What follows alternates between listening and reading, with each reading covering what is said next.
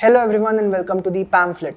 Before we start, let me ask you a question. Should sports be considered above national interest? You must have heard or read the phrase "don't politicize sports." You might be wondering why I asked this question to you today. Let me tell you, the US government has commented on India choosing not to play cricket in Pakistan over security concerns. Vedant Patel said how sports is important in fostering international relationships and suggested sports is a unifying factor. Here's what the US spokesperson said. First, as it relates to relations between India and Pakistan, that is certainly for them to speak to, whether it be through sports or other things. I will let them speak to their own bilateral relationship. Certainly not something for us to get in the middle of. But sports is certainly a potent and connecting force. You have seen this secretary, this department, really prioritize the role that sports diplomacy has in connecting people. It is something that I know is incredibly important to our current Undersecretary for Public Affairs and Public Diplomacy, Lee Satterfield. It's something that our former Undersecretary for Public Affairs and Public Diplomacy, Liz Allen, really championed. And at the end of the day, sports connects so many people, and it's a great way for those human-to-human and people-to-people ties that this administration has really prioritized. Do you see how cleverly he talked? Firstly, he goes on, we won't comment on India-Pakistan bilateral ties, but claims next that sports is potent and connecting force and emphasizes on sports diplomacy. For those who do not know, the BCCI has announced that Indian men's cricket team will not visit Pakistan for the Champions Trophy 2025. Ever since the 2008 Mumbai terror attacks, India has stopped entertaining the soft diplomacy with the country till Pakistan does not take action against the cross-border terrorism. India has not played much cricket with Pakistan except at the ICC events.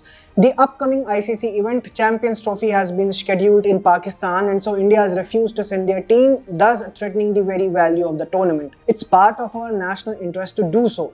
But what gives US the right to comment over it? Many nations, including the United States, have chosen not to follow sports diplomacy when it comes to politics. The most recent example, Paris Olympics 2024.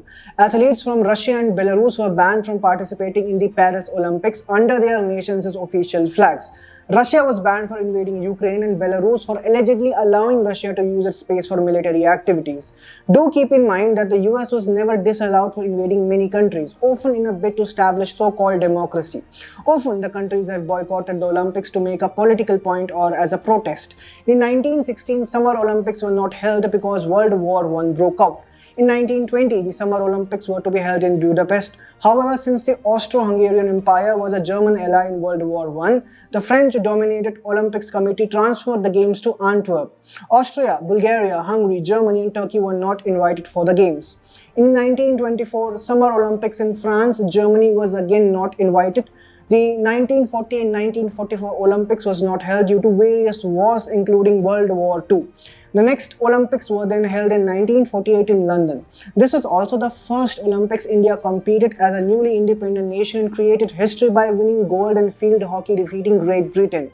The German prisoners of war were used for construction of facilities for the Games. Germany and Japan were suspended from playing even though Italy, a former German ally, was allowed to participate.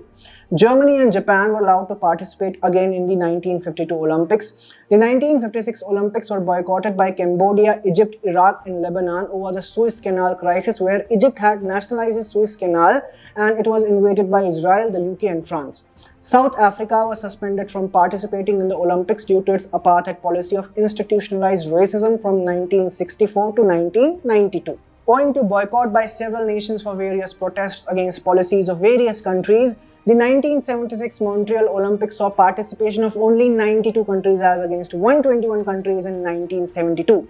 This was the second lowest since the 1960 Rome Olympics, where only 80 countries participated. Following this, in the 1980 Summer Olympics in Moscow, again only 80 countries participated following the boycott call led by US President Jimmy Carter against the Soviets' invasion of Afghanistan. And this was just about Olympics. If we talk about other sporting events, this video would be an hour long. Almost every country, US, UK, Russia, has used sports to convey a political message. Even Pakistan is doing the same in Champions Trophy. According to reports, the PCB stated that a tour with the Champions Trophy is being conducted across country, and the areas include parts of Pakistan-occupied Kashmir. Why is the trophy being taken to areas in POK? Isn't this deliberate provocation by Pakistan? Let no one tell or insinuate that sports is above politics. There's no doubt that sport always has and will always be political. If you like this video, then kindly subscribe to our YouTube channel.